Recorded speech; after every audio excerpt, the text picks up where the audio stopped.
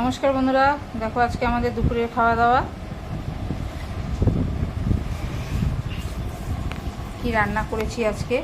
এটা হচ্ছে গাঠি কচুর তরকারি, ইলিশ মাছের মাথা দিয়ে গাঠি কচুর তরকারি। আর এটা হচ্ছে মুগ ডাল করেছি আজকে, পটল ভাজা, আর স্যালাড তো আছেই, শসা পেঁয়াজ লঙ্কা। আর আজকে ইলিশ মাছটা একটু মাখা মাখা হয়েছে, বেশি ঝোল করেনি ইলিশ মাছ।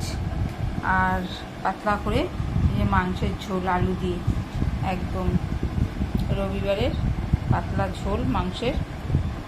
আর এই দেখো চাটনি, আমের চাটনি। এই হচ্ছে আজকে আমাদের রান্না, বেশি কিছু আজকে হয়নি। এই দিয়েই আজকে আমরা খাবো বন্ধুরা। এই লাঞ্চের ভিডিওটা এখানে শেষ করছি।